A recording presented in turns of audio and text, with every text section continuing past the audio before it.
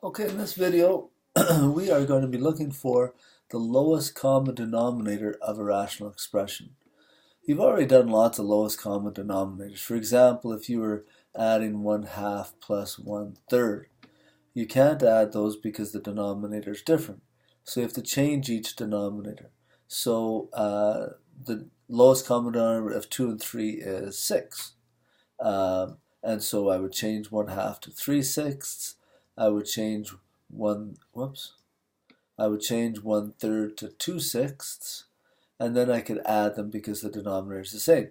So the denominator is the same, so I leave that if I'm adding, and I add the top two numbers.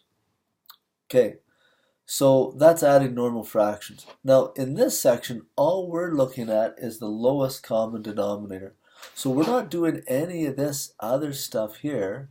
All we're doing is, if I have this and I have this, how do I get a lowest common denominator from that? Okay? So, and we're doing this with rational expressions.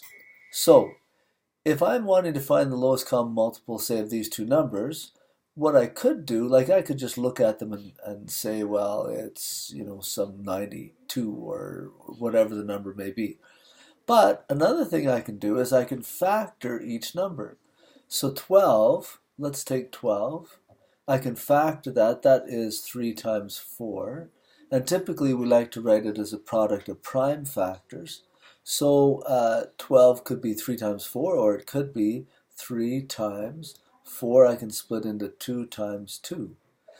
Similarly, 16 I can split to 4 times 4. But each 4 I can separate into 2 times 2. Each of these bottom things, so this part here and this part there, if I multiply them, I better come up with 12. 3 times 2 is 6, times 2 is 12, yeah. 2 times 2 is 4, times 2 is 8, times 2 is 16, yeah, good. So here is the prime factorization of that one, here's the prime factorization of that one.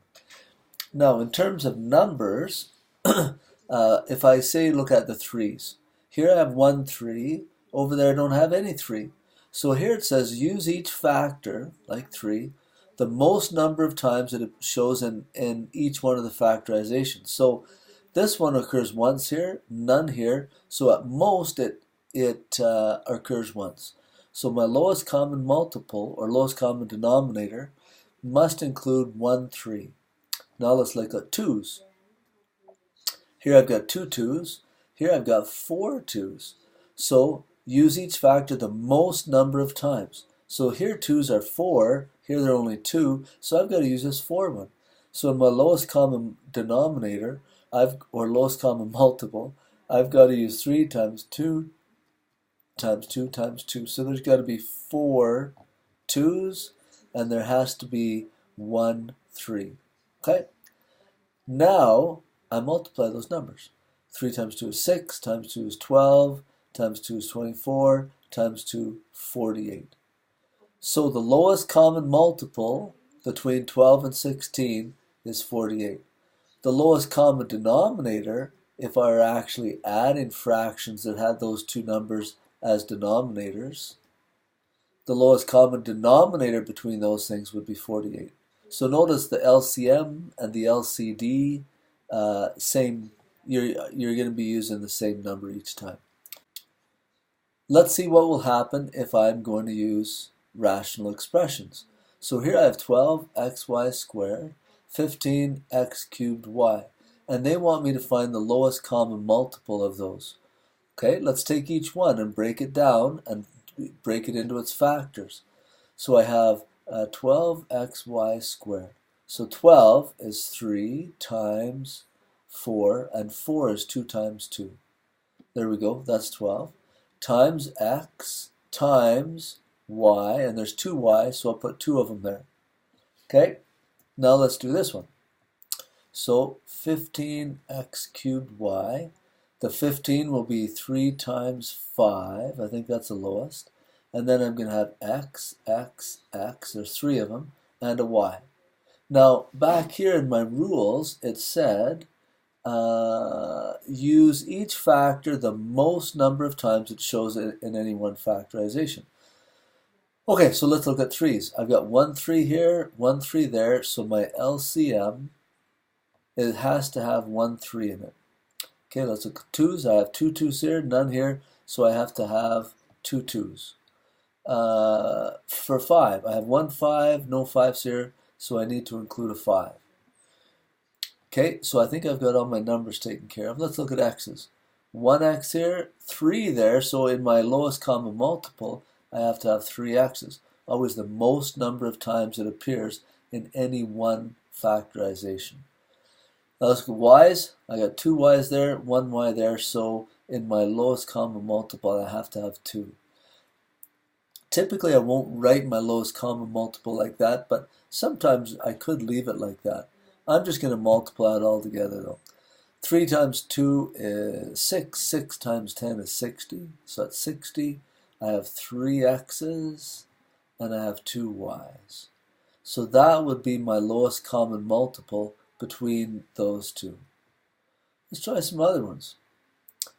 And maybe you can try this one. Press pause and see if you can come up with the lowest common multiple for this. Okay, hope you've pressed play. So 4 would be 2 times 2, and then a cubed and a b. This one will be 2 times 3 and a squared b squared. Notice I'm not writing these out. I see the 3 there. I can count those. 8 will be 2 times 2 times 2, ab cubed. Okay, so let's look at numbers. 2 2s, 1 2, 3 2s. So my lowest common multiple has to have 3 2s in it because that's the most, that one. And then a's, 3 a's, 2 a's, 1 a. So 3 a's is the most. Got to go with that. B's, 1 2 3. So b cubed. So that would be my lowest common multiple for those 3 terms. Now, let's look at maybe a little bit bigger algebraic expression. These ones here were monomials. There was one term. There's no addition or subtraction there. Whereas in these ones, I've got 3 terms. But I do the same thing. Here, I wrote out the complete factorization of each one of those terms. Now here, I'm going to do the same thing. In this one, they're just asking us to find the lowest common multiple. So I'm not actually adding or subtracting them. I'm just looking at these 2 questions. So they're 2, you can maybe, at this point here, just forget the 3 and the 5 are there.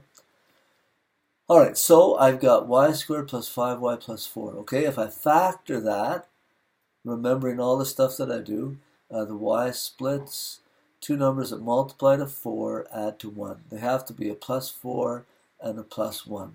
Okay, so my 2 factors here are y plus 4 and y minus 1. Okay, over on this one, or factor it out, it's going to be 2 brackets again, a y and a y. 2 things that multiply to 1 add to, oh, they have to be 2 1s. There we go. Okay, so this one factors into 2 factors, y plus 1 and y plus 1. Now, I'm going to take a look and see which one occurs the most. So here's a y plus 4. There's 1 there. There's none there. So in my lowest common multiple, I have to have a y plus 4. Okay, here's a 1y plus 1. But over here, there's 2y plus 1s. So in my lowest common multiple, I've got to have 2 y plus 1s. And this will be my lowest common multiple for those 2 expressions. Again, in the next section, we'll see about adding or subtracting these. And we'll have to do some more work with that. But in this one, we're just focused on getting an LCM. Let's try another one. I think I've got 1 or 2 more. Okay, find the LCM of these. And again, assuming they would be, part of some kind of a fraction. But right now, we're not worried about that. Okay, so I need to take each expression and factor it. 7 is just 7. I can't, I guess 1 times 7, but that doesn't change it, so it's 7. T minus 2, same thing. That's just a basic binomial. Nothing to do with that one. But t squared minus 16, I can factor that into t minus 4, t plus 4. Now, to find my LCM, I'm going to take a look at this and say, There's 1t minus 4, that's the most that occurs. So t minus 4, I only need one of those. T plus 4, again, there's just one of those, so t plus 4, I just need one of them. T minus 2, it occurs at most once. So t minus 2 is another part of the lowest common multiple. And the 7 by itself, that's another part of the lowest common multiple. So that one there, it turned out that there was nothing common between any of those. And so this turns out to be the lowest common multiple. Okay, how about this one? I've got t squared minus 9, t squared minus t minus 6, and a t plus 3. Okay, t squared minus 9, let's factor it. T minus 3, t plus 3. T squared minus t minus 6. I'm sure I can do the two bracket thing with that one. T plus 3, I can't do anything, I'll just leave it. Okay, t and a t. Two things that multiply to negative 6, add to negative 1. I'm thinking negative 3 and positive 2. So minus 3 and a minus 2. So my LCM will be t minus 3. I have 1 here. There's just 1 there. Just 1. So I just need 1 t minus 3. T plus 3, I've got 1 there and just 1 there. So at most I've got 1 t plus 3. So I've got that one, that one. T minus 3, have it already. T minus 2 is not there, so I need a t minus 2. And it occurs at most once in any factor. T plus 3, already have that. This then is my lowest common multiple. Let's try one more. Again, pause, see if you can do this one on your own.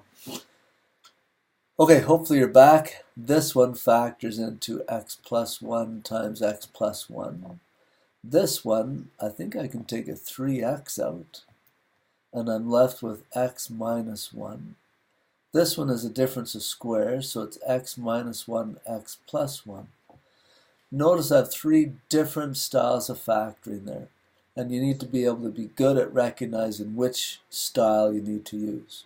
Okay, lowest common multiple, that's what we're after.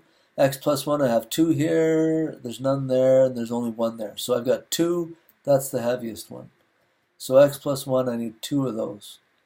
Taking care of that. A 3x. I don't have any other terms separate, so I need to have a 3x as part of the lowest common multiple.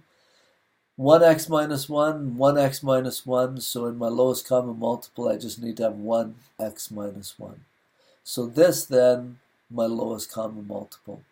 You want to practice those. Do lots of questions and just focus. I like the textbook that they only focus on that in this section. The next section we'll look at adding, but focus on this for now.